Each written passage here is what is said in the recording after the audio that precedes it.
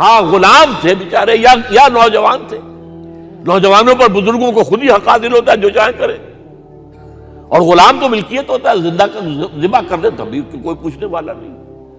تو جو بیت رہی تھی بلال پر، ابو فقی پر، زنیرہ پر، جو ان پر بیت رہی تھی، جو خباب پر بیت رہی تھی، جس طرح ہلاک کیا گیا ہے حضرت سمیہ کو، حضرت یاسر کو، یہ ساری تکلیفیں انہیں بھی تھی. لیکن کیا اس کا یہ بالواسطہ ایذا محمد کے لیے نہیں تھا صلی اللہ علیہ وسلم؟ آپ کے ساتھی، آپ کے جانثار. لیکن آپ ان سے بھی کیا کہیں، فصبروا فصبروا فصبروا. جب ابو جہل بدترین ٹارچر کر رہا تھا حضرت سمیہ اور حضرت یاسر کو رضی اللہ تعالی عنہما، آپ کے علم میں ہے کیسی کیسی ٹارچر کی ہے. جوان بیٹے کو باندھ دیا ایک ستون کے ساتھ، اس کی نگاہوں کے سامنے برہنہ کیا ہے ماں کو.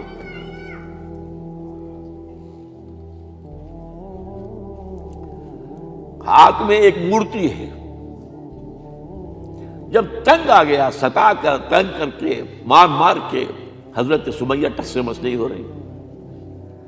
کہتا ہے تم ایک دفعہ کہہ دو سمیہ کہ ہاں اس مورتی میں بھی کچھ ہے، میں تمہیں چھوڑ دوں گا. انہوں نے تھوک دیا، برچھا مارا ہے شرمگاہ کے اندر.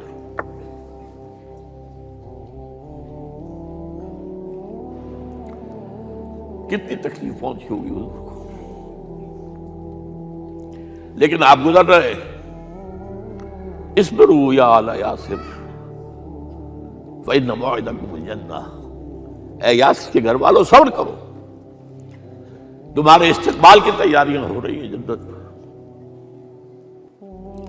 یہ سیرت کوئی بناتا سناتا ہے؟ یہ سیرت یاسر کے ساتھ کیا کیا ہے؟ 4 اونٹ نر سانڈ، اور ان کے ساتھ رسے باندھ کر ایک رسے سے ان کا ایک بازو باندھا، ایک سے دوسرا بازو، ایک سے ایک ٹانگ، دوسرے سے دوسری ٹانگ.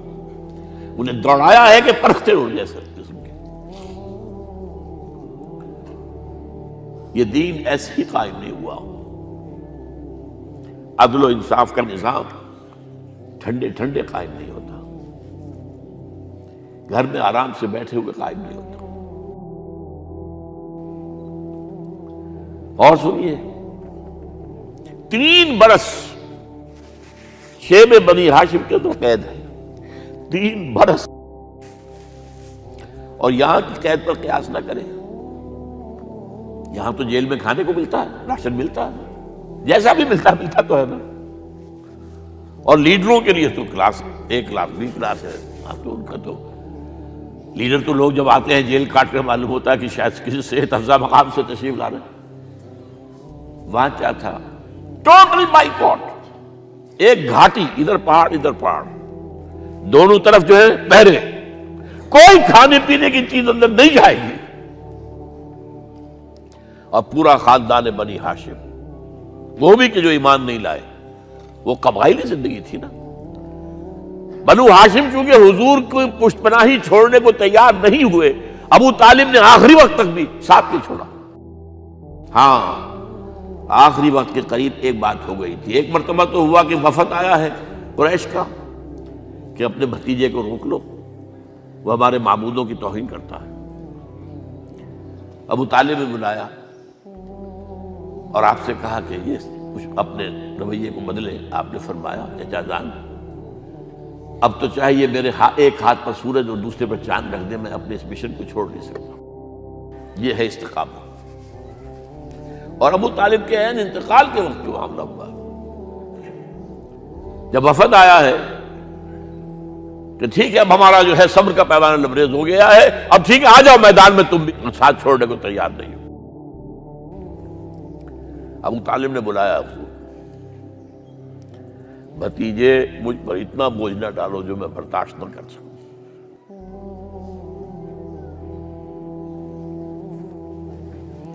حضور کی آنکھوں میں آنسو آ گئے. چچا جان اب تو یا یہ بات بری ہوگی یا میں اپنے آپ کو ختم کر دوں، اسی میں ختم ہو جائے. بہرحال شیب بنی ہاشم میں 3 برس اس حال میں گزرے ہیں ٹوٹل بائیکاٹ، کوئی کھانے پینے کی نہیں۔ کچھ لوگ تھے شریف النفس، مثلا حکیم بن حزام تھے رضی اللہ تعالیٰ، اور بعد میں ایمان لے آئے۔ حضرت خدیجہ کے وہ رشتہ دار تھے، وہ پہاڑ پر چڑھ کر ایک طرف سے رات کی تاریکی میں، دونوں دروازے تو بند ہیں، پہاڑ پر چڑھ کر چوٹی سے نیچے اتر کر کوئی چیزیں کھانے پینے کی دے آئے تو دے آئے، بس صلی اللہ علیہ وسلم۔ کوئی اور ایک آدھ ہوگا ایسا۔ یہاں تک نوبت آئی ہے کہ بنی ہاشم کے یہ پھول جیسے بچے معصوم بھوک سے بلبلا رہے ہیں، اور اس کے سوا کچھ نہیں ہے کہ سوکھے چمڑے ابال کر اس کا پانی ان کے حلق میں ٹپکا دیا جائے۔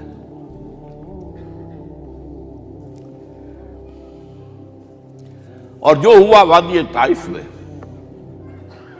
جب مکے والوں نے فیصلہ کر لیا کہ آپ قتل کر لو، ابو طالب بھی فوت ہو چکے ہیں، اب کوئی اندیشہ نہیں، کوئی خانہ جنگی شروع نہیں ہوگی، کوئی انٹرا ٹرائبل وار نہیں ہوگی، تو آپ طائف گئے ہیں۔ شاید وہاں کے 3 سردار تھے بڑے، اور یہ طائف اصل میں قریشی کا سمجھیے کہ یہ ان کا گرمیوں کا یہ صحت افزا مقام تھا۔ یہ تمام جو سردار تھے مکے کے، ان کی جائیدادیں وہاں تھی، باغات تھے،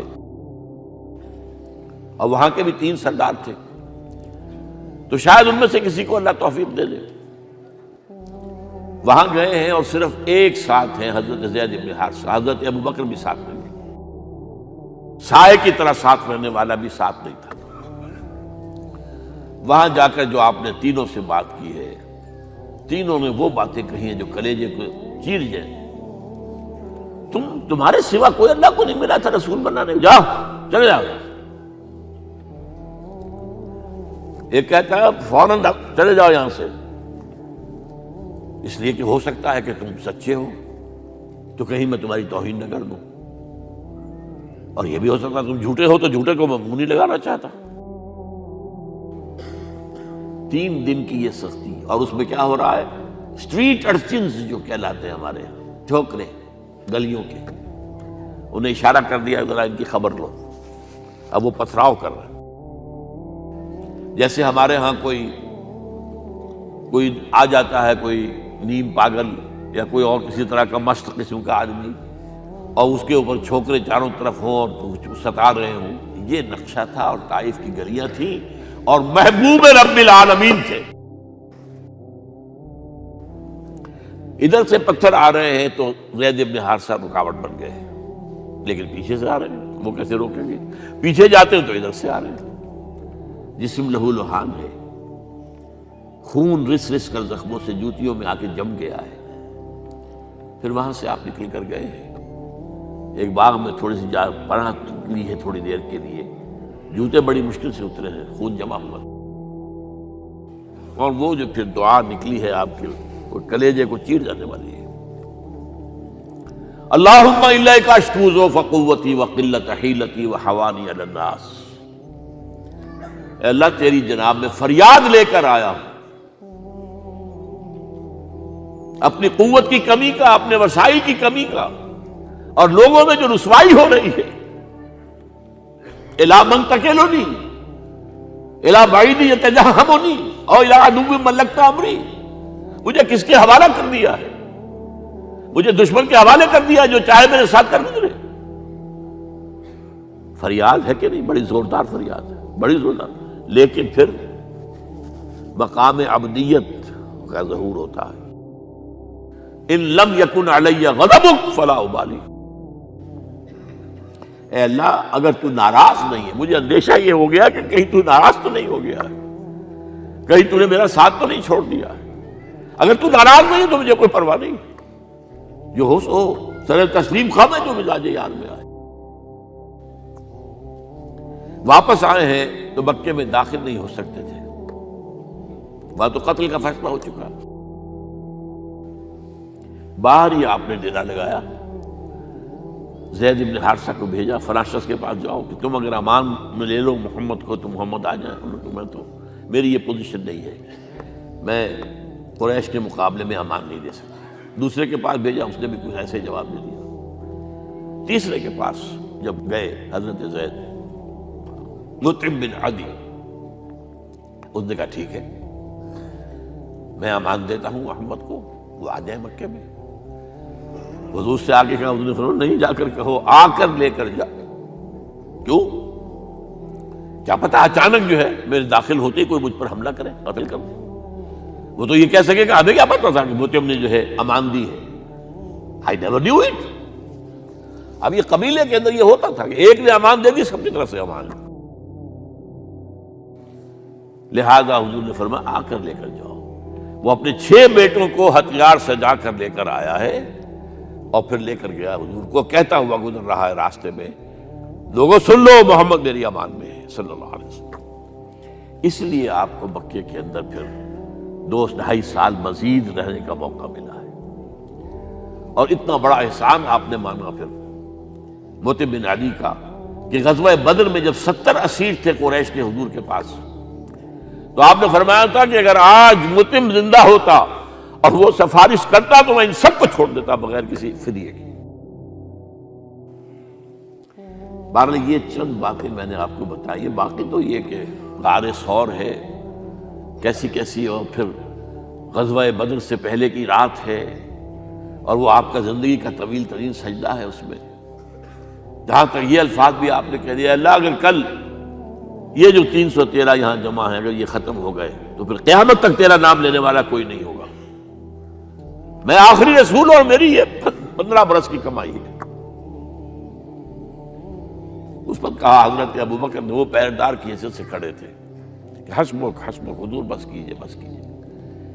بہرحال بدر ہے، احد ہے، زخمی ہوئے ہیں، دندان مبارک شہید ہوئے ہیں، خون اتنا بہا ہے کہ بے ہوش ہو گئے ہیں، اور خبر اڑ گئی ہے کہ آپ شہید ہو گئے۔ یہ سب کچھ، اور سب سے بڑھ کر حمزہ کی لاش سامنے آئی۔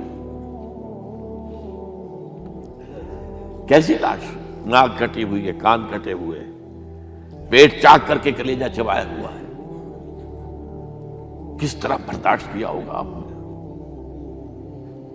اپنے اوپر تاری کر کے دیکھیں، یہ حمزہ کون ہے؟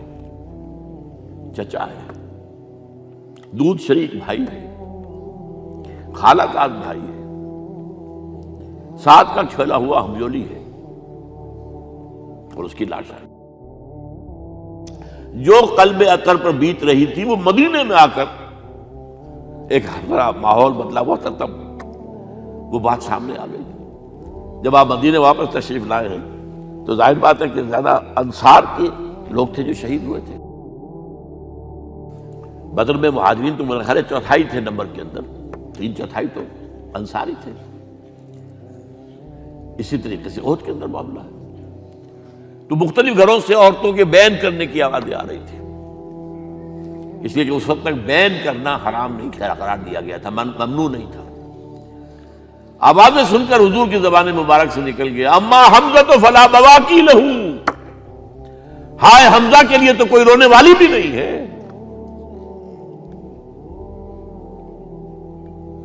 اس پر پھر صحابہ نے، انصار نے اپنے ہاں کی خواتین کو حضرت صفیہ کے ہاں بھیجا، وہ سگی بہن تھی، وہاں انہوں نے جا کے بھی تعزیت کی بہن کی۔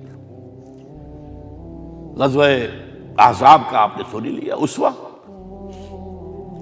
اسوہ رسول پر نہ معلوم کیا کیا باتیں چیز لوگوں میں مشہور ہو گئی ہیں۔ اسوہ کا لفظ آیا کہاں ہے قرآن میں؟ سورہ احزاب میں۔ وہ اسوہ کیا تھا؟ جب خندق کھودنے کا فیصلہ ہوا ہے تو خندق کھود رہی ہے، حضور بھی لگے ہوئے ہیں، بھاری بھاری پتھر اٹھا کر کندھے پر لا کر باہر پھینک رہے ہیں، پتھریلی زمین تھی، ایک پتھر کسی سے ٹوٹا نہیں تھا، تو حضور نے جو ہے 3 دفعہ جو اس کے اوپر ضرب لگائی تب ٹوٹا ہے۔ لیکن یہ کہ کئی دن کے فاقے ہو چکے تھے، کھانے کو کچھ نہیں، پورا محاصرہ تھا، 12,000 کا لشکر گھیرے ہوئے، یہاں تک کہ آپ کو معلوم ہے کہ گھروں کے اندر بیت الخلا تو نہیں ہوتے، باہر جاتے تھے قضاء، اس کا کوئی امکان نہیں۔ شدید ترین آزمائش جو ہوئی ہے اس کا نتیجہ ایک طرف یہ نکلا کہ منافقین کا نفاق ان کی زبانوں پر آ گیا۔ قرآن مجید میں ہے یہ انہی آیات میں، ما وعدنا اللہ ورسولہ الا غرورا، ہمیں تو اللہ اور اس کے رسول نے دھوکہ دے کے مروا دیا۔ ہم سے کہا تھا کہ قیصر و کسریٰ کے خزانے تمہارے قدموں میں آئیں گے، اور حال یہ ہے کہ ہم رفع حاجت کے لیے باہر نہیں جا سکتے، کھانے کو کچھ نہیں۔ اس وقت کچھ صحابہ آئے ہیں حضور صلی اللہ علیہ وسلم سے، دیکھیے فاقے سے کمر دوہری ہوئی جا رہی ہے، ہم نے اپنے پیٹوں پر پتھر باندھے ہوئے، چادروں کے ساتھ پتھروں کسا ہوا تاکہ کمر سیدھی رہے۔ حضور نے اپنا کرتا مبارک اٹھا کر دکھایا، 2 پتھر بنے۔ یہ ہے اسوہ، یہ ہے آپ کی سنت، آپ کا اسوہ حسنہ۔ لیکن اس اسوہ حسنہ سے فائدہ کون اٹھا سکتا ہے؟ لقد کان لکم فی رسول اللہ اسوۃ حسنۃ لمن کان یرجو اللہ والیوم الآخر وذکر اللہ کثیرا۔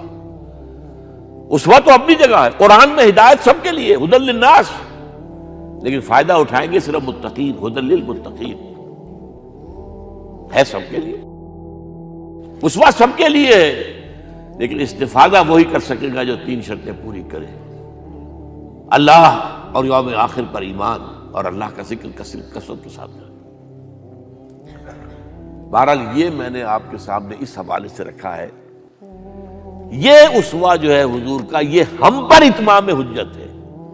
دیکھیے نوٹ کیجئے، پوری نوع انسانی پر اتمام حجت، اسلام کا نظام عدل اجتماعی جو قائم کر کے دکھا دیا، حجت قائم۔ اسے انگریزی میں کہتے ہیں اٹس ڈویبل، کیا جا سکتا ہے، یہ کام ہو سکتا ہے، اس لیے کہ زمین پر قدم بقدم چل کر یہ انقلاب آیا، محنت سے آیا، مشقت سے آیا، ایثار سے آیا، قربانیوں سے آیا، تکلیفیں جھیل کر آیا، صبر و مصابرت سے آیا، استقامت و مقاومت سے آیا۔ یہاں پر معجزوں کی کار فرمائی نہ ہونے کے برابر ہے۔ یہاں دھوپ سے بچانے کے لیے کوئی اللہ نے صاحبان نہیں دیا، ظل اللہ علیکم الغمام، اور بھوک سے بچانے کے لیے من و سلوہ نازل نہیں ہوئے۔ غزوہ تبوک میں ایسا بھی ہوا ہے کہ 3 مجاہدین کا 24 گھنٹے کا راشن ایک کھجور،